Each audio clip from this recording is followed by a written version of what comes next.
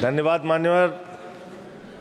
आपने इस महत्वपूर्ण विषय पे भारत के संविधान के 75 वर्ष पूरा होने पर जो चर्चा हो रही है, उस चर्चा में मुझे भाग लेने का अवसर दिया, मुझे बोलने का अवसर दिया।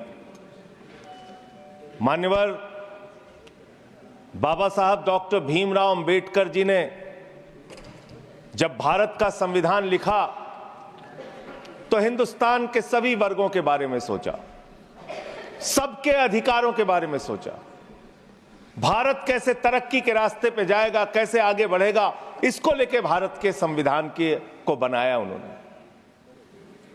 और उसमें एक एक करके जो संविधान की मूल आत्मा है वो मैं आपके सामने पढ़ना चाहूंगा कि उनकी मंशा क्या थी, हमारे संविधान की मंशा क्या है। संप्रभु राष्ट्र यानी ऐसा देश जो किसी दूसरे देश के प्रभुता से मुक्त है, अपने सभी निर्णय लेने के लिए पूर्णतः स्वतंत्र है और उस पर किसी बाहरी शक्ति का कोई प्रभाव नहीं होगा।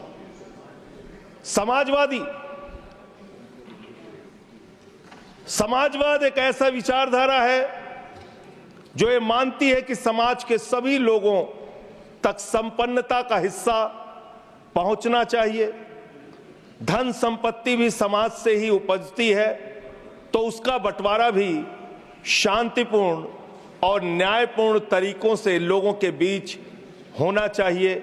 लोकतांत्रिक समाजवाद की यह विचारधारा कहती है कि धन समाज के कुछ लोगों तक सीमित नहीं रहना चाहिए। उत्पादन के साधनों पर लोगों का मिला जुला मालिकाना होना चाहिए। यह भारत का संविधान कहता है मान्यवर। और आज क्या स्थिति है, भारत की क्या स्थिति है मान्यवर, मोदी जी के राज में क्या स्थिति है? 5%, देश के 5% लोगों के पास देश की 60% संपत्ति है और देश के 50% लोगों के पास मात्र 3% संपत्ति है। और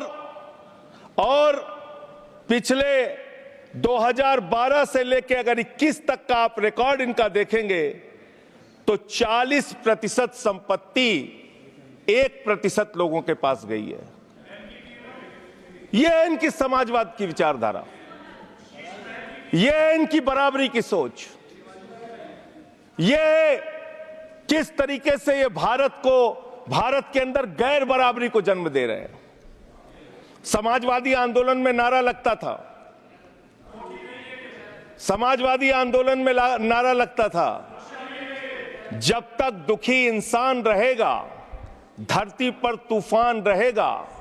नारा लगता था, रोटी कपड़ा और मकान मांग रहा है हिंदुस्तान। नारा लगता था, धन और धरती बट के रहेगी, भूखी जनता चुप न रहेगी। लेकिन आज भारत को इस हालत में इन्होंने पहुंचा दिया है मान्यवर, जहां पर 3% संपत्ति 50% लोगों के पास है और 5% लोगों के पास देश की 60% संपत्ति है। इसके आगे हमारा संविधान कहता है सेकुलरिज्म की बात, धर्मनिरपेक्षता, जिसका खुलेआम आप विरोध कर रहे हैं। ये एक ऐसी सरकार है, हमारे प्रधानमंत्री जी भारत के संविधान पे शपथ लेकर देश के प्रधानमंत्री बने। यहां पे बैठे हुए सांसद संविधान की शपथ लेते हैं, मंत्री संविधान की शपथ लेते हैं, लेकिन संविधान में लिखी हुई बातों को नहीं मानते। धर्मनिरपेक्षता से इनको मतलब नहीं है। हमको अगर दर्शन करना होता है मान्यवर, तो हम काशी जाते हैं, महाकाल का दर्शन करने उज्जैन जाते हैं, प्रभु श्री राम का दर्शन करने अयोध्या जाते हैं। लेकिन भाजपाइयों को जब दर्शन करना होता है तो ये मस्जिद में भगवान का दर्शन करने जाते हैं, मस्जिद में भगवान का दर्शन करने जाते हैं। मस्जिद में मंदिर खोज रहे हैं पूरे देश के अंदर। तो इसलिए प्लीज प्लीज। इसलिए मान्यवर, इसलिए मैं इनसे कहना चाहता हूं, कृपया शांत, घबराओ प्लीज सीट पर चीखना चिल्लाना शुरू कर देते हैं। जैसे ही बोलता हूं चीखना चिल्लाना शुरू। मान्यवर, ये भारत खोदो योजना चला रहे देश में, भारत खोदो योजना। अरे मैं कहता हूं अगर इतना ही खोदना है, कल को कोई आके दावा करेगा संसद को खोद दो, कम से कम प्रधानमंत्री की डिग्री मिल जाएगी, उसका तो पता चल जाएगा कहां है। संसद खोद दो। ये भारत खोदो योजना बंद करो, इससे देश का विकास होने वाला नहीं है। आपने शिक्षा में क्या हालत की देश की। माननीय शिक्षा मंत्री जी यहां पे बैठे हुए हैं, मैं बताना चाहूंगा शिक्षा के स्तर को आपने कहां पहुंचा दिया। 11 लाख, अरे क्या क्या यहां बोला गया मैंने खूब सुना है, आप ही लोगों से सीखा है। 11 लाख बच्चों को सरकारी स्कूल से दूर किया गया। 11 लाख बच्चों को। यह देश के अंदर शिक्षा की व्यवस्था है और इसमें सबसे ज्यादा मान्यवर, अगर किसी राज्य की भागीदारी है जहां पे सबसे ज्यादा बच्चे सरकारी स्कूल से दूर हुए हैं, पिछले 8 महीने का आंकड़ा शिक्षा मंत्रालय ने लोकसभा में रखा। 11 लाख में से अकेले 7,84,000 बच्चे उत्तर प्रदेश में सरकारी स्कूलों से दूर गए। ये कर रहे हैं शिक्षा के नाम पे आप। देश की शिक्षा की व्यवस्था की हालत यह कर दी आपने। 63,000 बच्चे आसाम में सरकारी स्कूलों से दूर हुए। यह सरकार का आंकड़ा, मैं अपनी ओर से नहीं पढ़ रहा हूं। जब सरकार से पूछा गया शिक्षा पे कितना खर्च करते हैं, जीडीपी का कितना हिस्सा शिक्षा पे खर्च करते हैं, पिछले 3 वर्षों से भारत की सरकार जीडीपी पे 0.4% शिक्षा पे ऊपर खर्च करती है। और दिल्ली की सरकार, जहां अरविंद केजरीवाल की सरकार है, हम शिक्षा के ऊपर 25% बजट का हिस्सा खर्च करते हैं मानव। स्वास्थ्य के ऊपर दिल्ली के अंदर 13% हम खर्च करते हैं। और भारत की हमारी सरकार जो अपने आप को कहती है मोदी जी की बड़ी योजनाएं हैं, बड़ी ताकतवर सरकार है, मात्र 2% स्वास्थ्य के ऊपर खर्च करती है। यह इस देश की हकीकत है। कैसे समानता आएगी, कैसे संविधान में लिखी हुई बातों की सुरक्षा हो पाएगी। मैं दिल्ली की बात करूं, अगर एक राज्य सरकार, दिल्ली के लोगों ने भी चुना जिसको आप चलने नहीं देते, बार बार उसके ऊपर रोक लगाते हैं, लेकिन उस राज्य सरकार के काम क्या हैं वो आपको जानना बहुत जरूरी है। एक ऐसी सरकार जिसने, अब देखिए टोका टोकी करेंगे। बोलिए ना, आप बोलिए, आप क्यों उधर बात अभी ये लोग जब बोल रहे थे मैं चुपचाप सुना। आप बोलिए। अगर जेल वेल की बात करोगे ना, जिस दिन सत्ता परिवर्तन होगा एक भी आदमी बाहर नहीं दिखेगा। फिर ऐसी बातें मत करो, आपस में बात नहीं। संजय जी, धमकी देने की बातें मत करो। संजय जी, आपस में कोई बात नहीं। संजय जी प्लीज प्लीज, नहीं कोई नहीं, आप लोग आपस में बात कंट्रोल कीजिए सर। सभी लोग आपस में बात, प्लीज आप बैठे रहे, प्लीज। ऐसे धमकी देके काम मत करो। आप विषय पे बोले, विषय बोले। अडानी की दलाली करने वाली सरकार हमसे सवाल कर रही है। विषय पर संजय जी जो विषय बोलेंगे, विषय पर बोलिए, विषय पर बोलिए, प्लीज विषय पर बोलिए प्लीज। अडानी की दलाली करने वाले हमसे सवाल करेंगे। मुझे लगता है कि संजय जी अपना आपा खो गए हैं और उन्होंने अपनी शब्दावली को ध्यान में रखना चाहिए और ये जो उन्होंने शब्द वाक्य इस्तेमाल किया ये एक्सपंज होना चाहिए। प्लीज आप बोलिए, प्लीज प्लीज प्लीज बैठ। सर बोलिए, मैं दिल्ली के काम बता रहा हूँ। आप दिल्ली के काम बताइए, आपस में दिल्ली की सरकार ने क्या किया है संविधान की रक्षा के लिए। टीका टिप्पणी ना करें। दिल्ली की सरकार ने क्या किया है इस देश के नागरिकों को मजबूत बनाने के लिए। दिल्ली की सरकार ने क्या किया है शिक्षा और स्वास्थ्य पे काम करने के लिए। दिल्ली की सरकार ने क्या किया है बाबा साहब के लिखे गए एक एक शब्द को जमीन पे उतारने के लिए। दिल्ली के अंदर शिक्षा में हमने 25% खर्च किया, स्वास्थ्य में हमने 13% खर्च किया, दिल्ली में हमने बिजली फ्री दिया। पूरे देश में पहली सरकार है जो बिजली फ्री देने का काम करती है। दिल्ली के अंदर केजरीवाल जी ने 200 यूनिट बिजली फ्री, 400 यूनिट बिजली आधे दाम पे दिया। दिल्ली के अंदर केजरीवाल की सरकार ने इलाज मुफ्त किया, पानी मुफ्त दिया। दिल्ली के अंदर सीट पर बैठकर बुजुर्गों को तीर्थ यात्रा, बुजुर्गों को तीर्थ यात्रा कराने का काम किया, बुजुर्गों को तीर्थ यात्रा कराने का काम किया दिल्ली की सरकार ने। दिल्ली की सरकार ने माताओं बहनों के लिए बस की यात्रा फ्री करने का काम किया। और अगली योजना आ रही है, दिल्ली में केजरीवाल मुख्यमंत्री बनेंगे, दिल्ली की महिलाओं को 2100 रुपए हर महीने उनके खाते में पहुंचाया जाएगा। हम महिला को सशक्त करेंगे, मजबूत करेंगे।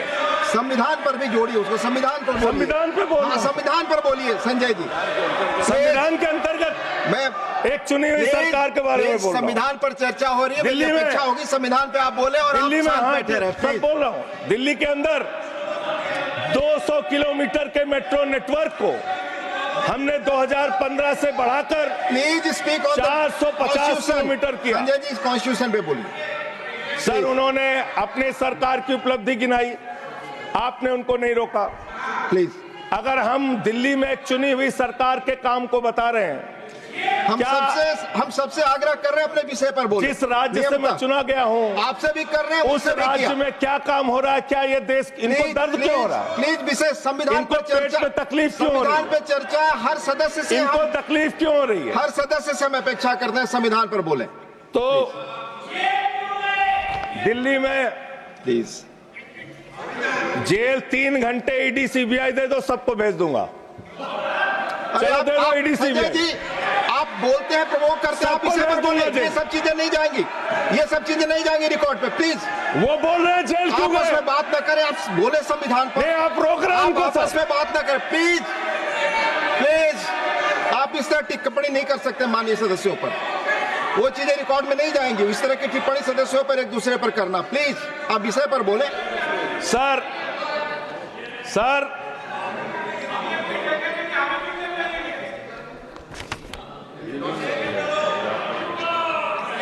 3 सर, आप ही का चेहरा दिख रहा है सर। नहीं, मेरा चेहरा नहीं, चेहरा आपका दिख रहा, आप बोलिए तो सर आप बोलिए। ये लोग भ्रष्टाचार के खिलाफ जब बोलते हैं, भ्रष्टाचार के खिलाफ जब बोलते हैं भाजपा के लोग, तो लगता है ओसामा बिन लादेन अहिंसा पे उपदेश दे रहा है। ये भ्रष्टाचार के खिलाफ बोलेंगे। 3,02,000 करोड़ रुपए का ठेका इन लोगों ने इलेक्टोरल बॉन्ड के नाम पे लिया सर। 3,02,000 करोड़ रुपए का ठेका इन लोगों ने इलेक्टोरल बॉन्ड के नाम पे दिया है। विषय पर प्लीज सर, विषय पर बोलिए सर। जो आप मालूम है कि विषय पर बोले, गाय काटने वाली कंपनी से चंदा लेने वाले लोग मेरे ऊपर सवाल उठा रहे हैं। आपस में बात नहीं, गाय काटने वाली कंपनी से चंदा लेने वाले लोग। प्लीज, ये मंत्री का चुनाव है। आप विषय पर बोले संजय सर। देश के अंदर एक चुनी हुई सरकार है, संविधान के तहत वो सरकार चुनी हुई है, संघीय ढांचे का जिक्र उस संविधान के अंदर किया गया है, उसको आप क्यों नहीं मानते? दिल्ली की सरकार को क्यों नहीं चलने देते? हमारे सारे काम पे रोक क्यों लगाते हैं आप? आपने सबसे बेहतरीन देश की काम करने वाली सरकार, एक ऐसी सरकार, जब अमेरिका के राष्ट्रपति की पत्नी हिंदुस्तान आई तो मोदी जी ने पूरे देश का हवाला दिया। गुजरात का स्कूल देख लो, मध्य प्रदेश का देख लो, उत्तर प्रदेश का देख लो, हरियाणा का देख लो। उसने कहा हमें केजरीवाल का स्कूल देखना है, मनीष सिसोदिया ने जो स्कूल बनाया है वो स्कूल देखना है। ये काम हमने किया। आज दिल्ली के स्कूल मॉडल की चर्चा पूरी दुनिया में हो रही है, अस्पताल के मॉडल की चर्चा पूरी दुनिया में हो रही है। ये मंत्री है सरकार के। बच्चों शांत हो जाओ, बच्चों हल्ला मत करो, बच्चों शांत, बच्चों हल्ला मत करो। बच्चों शांत। प्लीज मान्यवर, ये हमारा टाइम खाने की कोशिश कर रहे हैं। दिल्ली के अंदर चुनाव होने जा रहा है। चुनाव भारत के संविधान का एक बड़ा पर्व माना जाता है। संविधान ने हमें ताकत दी, अपने हिसाब से विधायक चुनिए, अपने हिसाब से सांसद चुनिए, वही मंत्री बनता है, मुख्यमंत्री बनता है, प्रधानमंत्री बनता है। दिल्ली में चुनाव क्या हो रहा है? दिल्ली में कैसे चुनाव कर रहे हैं लोग? ये महाराष्ट्र और हरियाणा का प्रयोग, चुनाव घोटाले का प्रयोग दिल्ली में करना चाहते हैं। और वो कैसे करना चाहते हैं? कैसे करना चाहते हैं? ध्यान से सुनिएगा सर, प्लीज। दिल्ली के अंदर ये चुनाव घोटाले की मैं रिपोर्ट लेके आया हूं। ये रिपोर्ट आज पूरे देश को पता होनी चाहिए। दिल्ली में जो चुनाव करा रहे हैं मान्यवर, ये घपले से जीतना चाहते हैं। शाहदरा में भारतीय जनता पार्टी के एक पदाधिकारी ने 11,008 वोट कटवाने की अर्जी दी। जनकपुरी में भारतीय जनता पार्टी के 24 कार्यकर्ताओं ने 4,874 वोट कटवाने की अर्जी दी। तुगलकाबाद में भारतीय जनता पार्टी के 15 कार्यकर्ता ने 2,435 वोट कटवाने की अर्जी दी। मानिए, आप संविधान पर क्या चुनाव के बारे में बोलना गलत है? आप बैठे प्लीज। क्या संविधान के अंतर्गत चुनाव नहीं होता सर? आप बोले सर, चुनाव के बारे में बोलना गलत है। हाँ, तो ये आप गायब। फ्री एंड फेयर इलेक्शन संविधान ने दिया है। तुगलकाबाद में सर, तुगलकाबाद में एक बूथ है, बूथ नंबर 117। वहां कुल 1337 वोट हैं। उसमें से 554 वोट कटवाने की अर्जी 2 बीजेपी के कार्यकर्ताओं ने दी। पालम में भाजपा के 9 कार्यकर्ताओं ने 1641 वोट कटवाने की अर्जी दी। संजय जी, राजौरी गार्डन में सर चुनाव का अधिकार संविधान ने दिया। ऑथेंटिसिकेशन करेंगे। सर, चुनाव का अधिकार संविधान ने दिया। जो आरोप लगा रहे क्या हैं, हम चुनाव के घपले पे नहीं बोलेंगे यहाँ पे? प्लीज, क्या चुनाव के घपले पे नहीं बोलेंगे? इसको चुनाव हाँ ऑथेंटिकेट करूंगा, ऑथेंटिकेट करूंगा sir. I will authenticate it. Please, मैं ऑथेंटिकेट करूंगा सर। आपकी बात सुन लिया सर। हरिनगर में आप बैठ जाए जगह पे अपनी। हरिनगर में भारतीय जनता पार्टी के 4 कार्यकर्ताओं ने 637 वोट कटवाने का आवेदन दिया। करावल नगर ने 2 कार्यकर्ताओं ने 3,260 वोट कटवाने की अर्जी दिया। मुस्तफाबाद में एक व्यक्ति ने 534 वोट मैं नहीं कर रहा। I am not एल्डिंग sir, I am not एल्डिंग। Leader of the house, I am not एल्डिंग। नहीं सर, ऐसे आप तो फिर ऐसे अलाउ करेंगे। आपको हम समय देंगे। आप देखिए, लीडर ऑफ द हाउस। नहीं, मैं एक ही बात स्पष्ट करना चाहता हूं कि जिस संविधान ने ये ताकत दी है कि वो वोटर्स लिस्ट के बारे में जो चर्चा कर रहे हैं कि उसको कटवाने का, वो प्रोविजन भी संविधान के अंतर्गत ही है। और उसमें देखने वाली बात यह है कि ये इतने दिन सत्ता पे कहीं रोहिंग्या और बांग्लादेशी के वोटों पर तो नहीं बने हुए थे।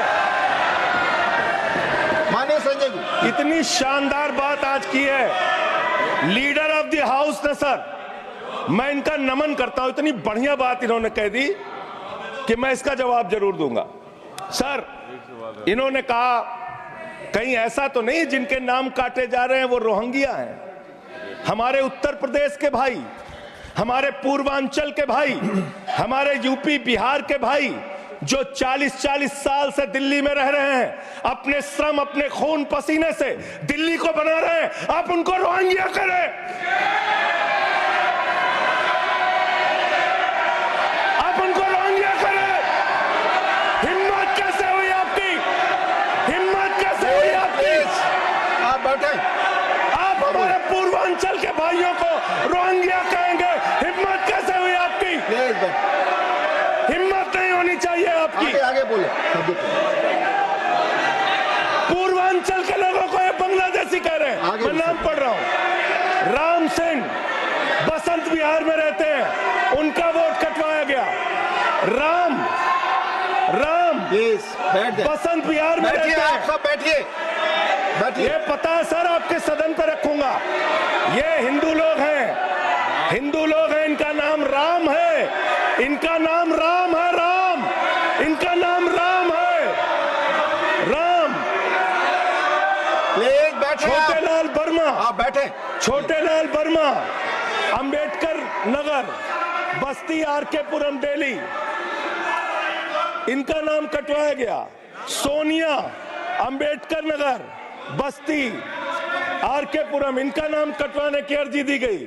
संतोष कुमार, अंबेडकर नगर, बस्ती, आरके पुरम, इनका नाम कटवाने की अर्जी दी गई।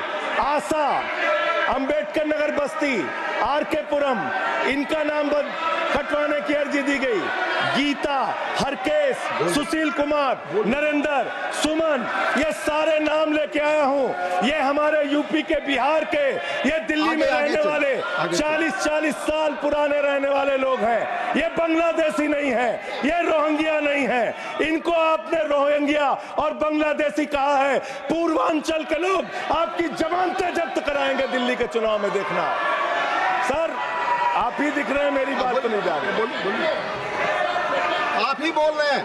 सर आपको मैंने नाम पढ़ के बता दिया, ये लिस्ट यहां रखूंगा, और मैं चाहता हूं ये ऑथेंटिकेट करने के लिए आपने कहा मैं नाम दूंगा। इसकी उच्च स्तरीय जांच कराइए, कैसे इन लोगों के नाम कटवाने की अर्जी दी जा रही है। यही महाराष्ट्र में घोटाला किया इन लोगों ने, यही हरियाणा के अंदर घोटाला किया इन लोगों ने। ये चुनाव घोटाले से जीतना चाहते हैं, दिल्ली में ये चाल चलेगी नहीं, याद रखना। केजरीवाल और आम आदमी पार्टी यहाँ पे बैठी है, संविधान पर बोलिए। यहाँ पे ये चाल नहीं। संविधान पे बोल रहा हूँ सर। संविधान, ये चुनाव ही गड़बड़ कर देंगे, इससे आगे बढ़िए। चुनाव ही गड़बड़ करेंगे तो संविधान कहाँ से बचेगा सर। चुनाव ही निपटाने पे लगे हुए हैं ये लोग। सर दूसरी बात हुई दलितों के अधिकार की और बांग्लादेशी घुसपैठिया। सर पिछले 10 साल से हिंदुस्तान में किसकी सरकार है सर? क्या यहाँ पे ट्रंप की सरकार है? क्या ओबामा की सरकार है? यहाँ पे 10 साल से किसकी सरकार है? 10 साल से यहाँ पे महामानव की सरकार है। महामानव की सरकार है 10 साल से। मैं महामानव से पूछना चाहता हूं, नरेंद्र मोदी जी से पूछना चाहता हूं, अमित शाह जी से पूछना चाहता हूं, सीमा की सुरक्षा किसके जिम्मे है? अमित शाह के जिम्मे है।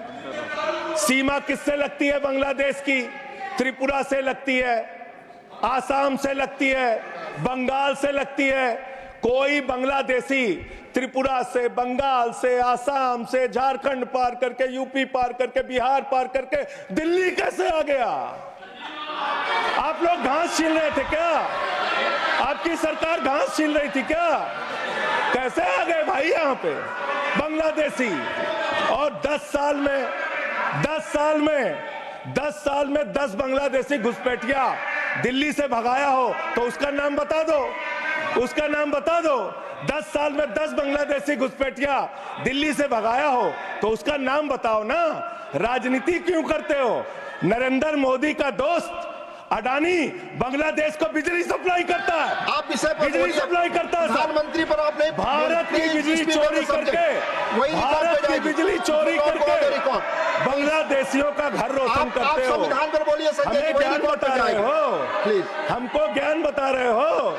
हजारों करोड़ की बिजली चोरी करके झारखंड की बिजली। सर आप ही आ गए सर, मेरा तो नाम गायब हो जाता हूं मैं। सर झारखंड की बिजली चोरी करके, भारत की बिजली चोरी करके अडानी बांग्लादेश को पहुंचाता है। ये आप ही सब्सिडेट करेंगे इसको भी करेंगे। हाँ, करे जितना आप बोलेंगे सब हाजिर कर देंगे साहब। आप इस सब्सिडेट करेंगे, इसलिए आप लगा रहे हैं। हाँ एकदम करेंगे। ये दोहरी नीति नहीं चलेगी। आपके लड़के कतर के शेखों के साथ बिजनेस करेंगे, दुबई के शेखों के साथ बिजनेस करेंगे, यहाँ मुसलमानों के खिलाफ हिंसा की बात करोगे। मैं एक बात इन लोगों को समझाना चाहता हूँ, दिल्ली चुनाव में आ रहे हो, शांति से आना, एकदम शांति से आना। यहाँ पे अगर गंदी राजनीति की, हिंदू मुसलमान किया, तो हमने दिल्ली वालों को सिखा दिया है। जब तुम कहोगे हिंदू मुसलमान, वो कहेंगे स्कूल अस्पताल, स्कूल अस्पताल, स्कूल अस्पताल। आपको मैं बताना चाहता हूँ, यहाँ किसी भी तरह की तानाशाही और दादागिरी दिखाने की कोशिश मत करना। दिल्ली का चुनाव मुद्दों के ऊपर लड़िए, चुनाव का घोटाला मत कीजिए। चुनाव हार रहे हो तुम 3 बार से, तो तुम सोच रहे हो वोटर लिस्ट में गड़बड़ी करा देंगे। इससे काम नहीं चलेगा सर। हम काम की बात करते हैं, दलितों के अधिकार की बात यहाँ पे हुई, दलितों के अधिकार की बात। मान्यवर एसटी, एससी, ओबीसी, ये 3 कैटेगरी, एसटी, एससी, ओबीसी, ये तीन कैटेगरी में भारत सरकार के अंदर ज्वाइंट सेक्रेटरी लेवल पे और सेक्रेटरी लेवल पे 322 अधिकारी हैं।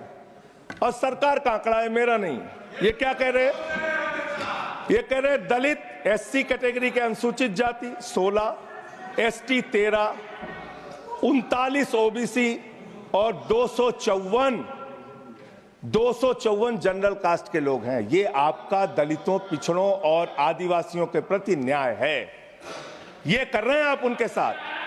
लेटरल एंट्री के जरिए आप दलितों, पिछड़ों, आदिवासियों का आरक्षण खा रहे हैं। आप आईएएस की नौकरी में बहुत सारे बच्चे, 125 बच्चे हैं सर, जिनको इन्होंने क्रीमी लेयर के नाम पे आईएएस, पीसीएस, आईएफएस बनने से वंचित कर दिया। ये इनका इतिहास है। ये कर रहे हैं दलितों के साथ सर। मंदिरों में घुसने नहीं देते। इनकी मानसिकता ये है, इनकी मानसिकता ये है। इन्होंने अयोध्या में मंदिर का शिलान्यास किया। उस समय हमारे प्रधानमंत्री गए, मुख्यमंत्री उत्तर प्रदेश के गए, राज्यपाल भी गई। उस समय के राष्ट्रपति रामनाथ कोविंद जी को नहीं बुलाया इन्होंने। मंदिर के उद्घाटन में इन्होंने श्रीमती द्रौपदी मुर्मू जी को नहीं बुलाया, क्योंकि वो दलित समाज से थे, ये आदिवासी समाज से हैं। आपकी मानसिकता ये है। 100 वर्ष हो गए आरएसएस को, एक भी दलित, पिछड़ा और आदिवासी आज तक आरएसएस का प्रमुख क्यों नहीं बना? इसका जवाब दो, इसका जवाब दो। आप नफरत करते हैं दलितों से, पिछड़ों से, आदिवासियों से। ये आपकी मानसिकता है। इसलिए आगे कॉन्स्टिट्यूशन पढ़ता हूं सर। आगे क्या लिखा हुआ है? आगे लिखा हुआ है डेमोक्रेटिक, लोकतांत्रिक भारत देश की जनता अपने प्रतिनिधि खुद चुनती है। वोट के माध्यम से सभी के वोटों का महत्व बराबर है। जनता के द्वारा जनता का प्रतिनिधि चुना जाता है। जनता के द्वारा जनता का प्रतिनिधि चुना जाता है। उसके बाद चुनने के बाद सरकार बनती है, और आप लोग खरीद फरोख्त करके, संविधान को तार तार करके, लोकतंत्र का गला घोट के महाराष्ट्र में सरकार गिराते हो, कर्नाटक में सरकार गिराते हो, मध्य प्रदेश में सरकार गिराते हो, उत्तरांचल में सरकार गिराते हो, अरुणाचल में सरकार गिराते हो। पूरे देश में तोड़ फोड़ खरीद फरोख्त करके सरकारों को गिराने का काम करते हो। इसीलिए मैं कहता हूं, जब ये लोकतंत्र के बारे में बोलते हैं, संविधान के बारे में बोलते हैं, हम लोग यहाँ विपक्ष की तरफ से खड़े होते हैं, चीख रहे हैं, चिल्ला रहे हैं, सोच रहे हैं इनसे डर के चुपचाप बैठ जाएंगे। एक बात याद रखना, ये देश बाबा साहब के संविधान से चलेगा, किसी मोदी और अमित शाह के फरमान से नहीं चलेगा। याद रखना, इसको याद रखना। और ये जो बार बार तुम्हारा गठबंधन ईडी से है, ईडी से तुम्हारा गठबंधन, सीबीआई से तुम्हारा गठबंधन। यहाँ इंडिया गठबंधन है, वहां ईडी गठबंधन है, ईडी गठबंधन है, ईडी गठबंधन। मान्यवर भ्रष्टाचार की बात मैं करूंगा। भारत के प्रधानमंत्री, जिन्होंने देश के बड़े बड़े फैशन डिजाइनरों को भी फेल कर दिया, इतना सज के चलते हैं, इतना सज के चलते हैं सर। इटली का चश्मा आप जानते हैं इटली आप नहीं की घड़ी। आप ये सब चीजें नहीं जाएंगी यहाँ रिकॉर्ड हमारे पे। नेता Please पे speak। टिप्पणी हो रही है, आप वो नहीं बोल समझा- रहे हैं। आप नहीं बोल सकते। हमारे नेता पे टिप्पणी हो रही है, आप नहीं बोल माननीय रहे हैं। प्रधानमंत्री पर आप टिप्पणी नहीं कर आप सकते। हमारे नेता पे संवैधानिक नियम आप केजरीवाल पे समझे। टिप्पणी हो रही है, आप नहीं बोल रहे हैं। आप please speak on the subject. हमारा टाइम बचा है सर। हाँ तो आप बोले सब्जेक्ट पर बोले। सब्जेक्ट पे बोल रहे हैं। हाँ ये टिप्पणियां नहीं जाएंगी आपकी रिकॉर्ड पे। सर बच्चों शांत हो जाओ, बच्चों शांत हो जाओ, आप स्पीक बच्चों शांत, प्लीज स्पीक। बच्चों शांत हो जाओ बच्चों। मानवर न्याय की बात, भारत का संविधान सभी नागरिकों को सामाजिक, आर्थिक, राजनीतिक स्तर पर न्याय देने का वादा करता है। ये न्याय दे रहे हैं भारत के लोगों को सर, ये न्याय कर रहे हैं भारत की जनता को, ये न्याय दे रहे हैं। आज चुनी हुई सरकारों को प्लीज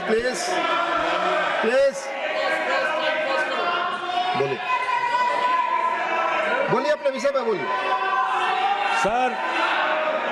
सर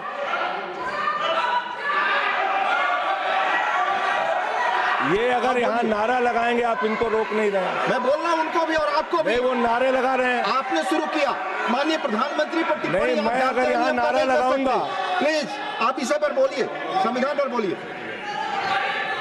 तो इसलिए मैं ये कहना चाहता हूं, जरूरत से ज्यादा उतना ही काम करो जितना ठीक लगे। आप इधर बोले, आपस में बात ना करें। जरूरत से ज्यादा मत उड़ो। संजय जी प्लीज, जरूरत से ज्यादा मत उड़ो। संजय जी आप गली में शोर है। संजय जी, आप नरेंद्र प्लीज। मोदी चोर है। कोई बात रिकॉर्ड पे नहीं जाएगी। नरेंद्र मोदी चोर कोई है। बात रिकॉर्ड पे नहीं जाएगी। No, not go please, it will not go on the record. नहीं, please go back to your seats.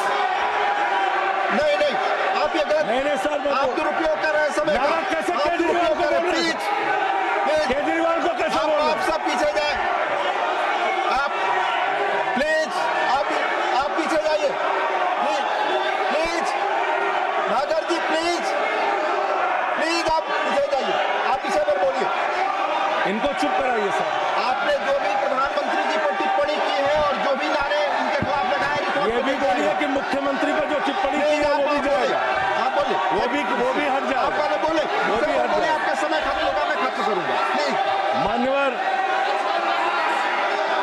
पिछले दिल्ली के अंदर कानून व्यवस्था की क्या हालत है? कल हमने महिला अदालत किया दिल्ली में। देश की राजधानी दिल्ली आज अपराधों से सहमी हुई है, परेशान है। क्या हालत है सर?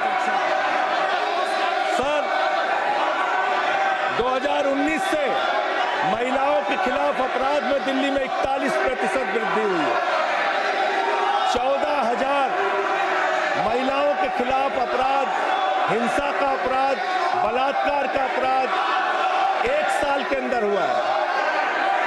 हर दिन दिल्ली के अंदर 3 से 4 रेप की घटनाएं हो रही हैं और 2019 से 3500 रेप की घटनाएं हुई और प्रतिदिन दिल्ली में 5 से 6 महिलाओं को असॉल्ट किया जाता है।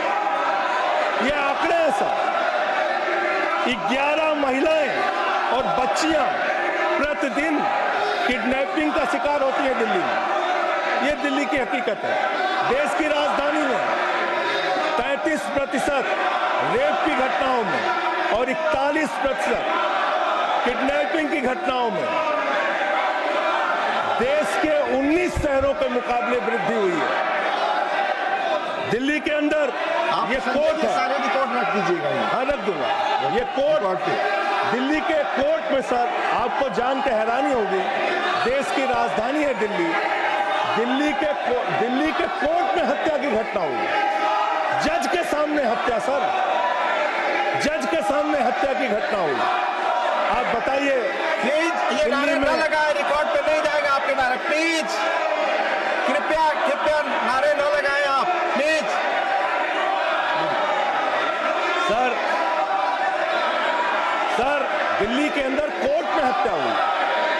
देश की राजधानी में राष्ट्रपति रहते हैं, प्रधानमंत्री रहते हैं, उपराष्ट्रपति रहते हैं, सारे लोग रहते। सर मेरा वीडियो नहीं आ रहा है। आप बोल सारे रहे लोग हो रहते हैं देश की राजधानी में, और इस देश की राजधानी की अदालत में हत्या हो रही है। इसलिए मान्यवर, मैं आपके माध्यम से अनुरोध करना चाहता हूं अंत में एक बात कह के।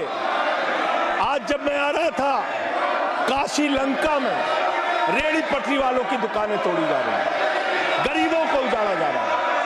जिस राजधानी दिल्ली में हम लोग रहते हैं सर, झुग्गी बस्तियों को तोड़ा गया, झुग्गी बस्तियों को उजाड़ा गया, और हर साल का आंकड़ा है, मैं आपके सामने रखूंगा। मेरा आग्रह होगा प्लीज अपने सीट पर जाएं। मान्यवर, प्लीज मान्यवर, एक बशीर बद्र की लाइन है, लोग टूट जाते हैं, लोग टूट जाते हैं। बस खत्म हो रहा है। लोगों के घर उजाड़े जा रहे हैं सर, फिर आप ही का चेहरा आ रहा है सर। गरीबों को घर उजाड़ा जा रहा है दिल्ली में। बशीर बद्र की एक लाइन के साथ अपनी बात को खत्म करूंगा। लोग टूट जाते हैं एक घर बनाने में, तुम तरस नहीं खाते बस्तियां जलाने में। लोगों को उजाड़ना बंद करो। तुमने अयोध्या में उजाड़ा, तुमने काशी में उजाड़ा, तुमने दिल्ली में उजाड़ा। ये बुलडोजर राजनीति से देश का भला होने वाला नहीं है। ये चीखने चिल्लाने से कुछ नहीं होने वाला, और तुम्हारी तानाशाही के आगे झुकेंगे नहीं कभी। धन्यवाद। ये नारेबाजी लगा के धन्यवाद, तुम लोग धन्यवाद नहीं संजय पाओगे। जी, धन्यवाद, बहुत बहुत धन्यवाद। धन्यवाद। प्लीज माननीय लीडर, प्लीज माननीय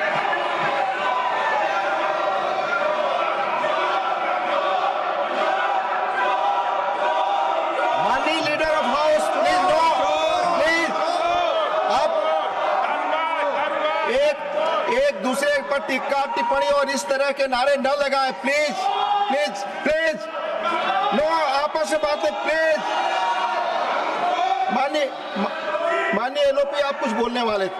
नहीं, माननीय लीडर ऑफ हाउस, 3 बातें बताना चाहता हूं। जी। पहली बात, जो संजय सिंह जी ने कही कि फलाने राम फलाने राम फलाने राम, संविधान में, इलेक्शन कमीशन में पूरा अधिकार है किसी व्यक्ति को किसी के वोट पर ऑब्जेक्शन करने का, और ऑब्जेक्शन में रीज़न देने का होता है।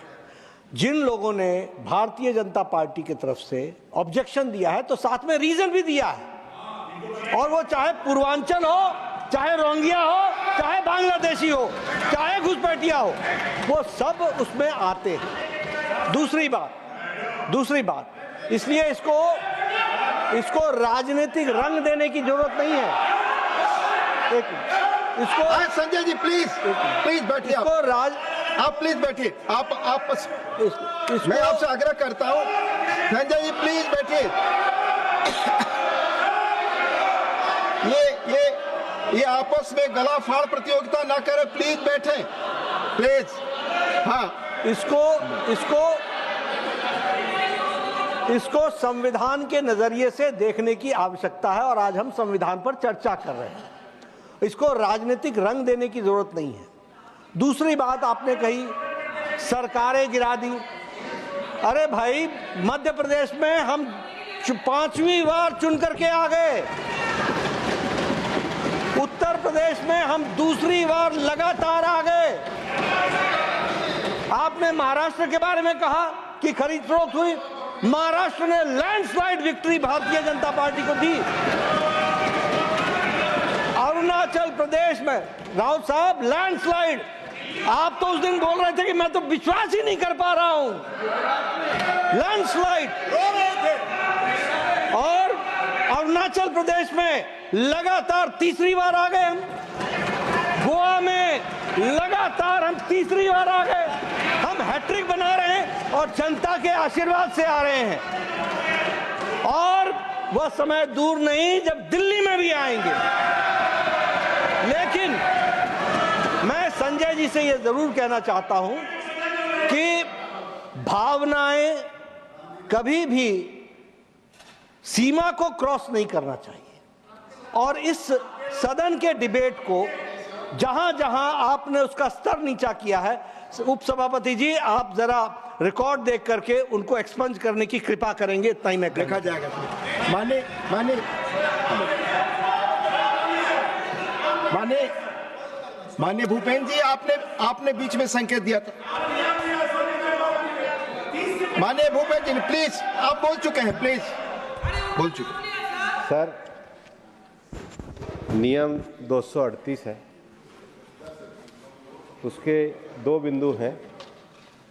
238 का एक है, ऐसा कोई तथ्यात्मक विषय जिसमें न्यायिक विषय विचाराधीन हो। Election commission quasi judicial authority के रूप में काम करता है।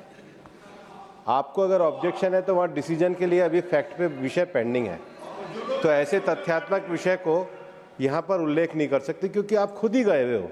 तो इलेक्शन कमीशन की क्वासी जुडिशियल डिसीजन है, आप यहाँ चर्चा नहीं कर सकते। दूसरा, 238 का 4, राज्यसभा के किसी निश्चय पर जो भी मोशन हम लेके आते हैं उसे रद्द करने का प्रस्ताव के अतिरिक्त आक्षेप नहीं करेगा। आप संविधान के अतिरिक्त जो भी बोल रहे हैं वो आप गलत बोल रहे हैं, नियमों के तहत आप उसको हटा दीजिए। धन्यवाद। माननीय संतोष कुमार पी, माननीय संतोष कुमार पी, आप बोल चुके हैं संजय, नहीं।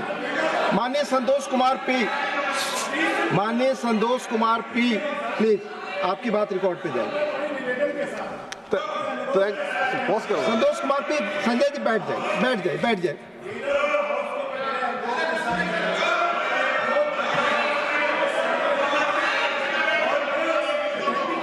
लिए कह रहा हूं, जो व्यक्ति एक जगह पे, मान लीजिए ठीक है आपने कहा, आप इस जो पे बहस व्यक्ति नहीं- 40 साल से एक जगह पे रह रहा है, धन्यवाद संजय जी।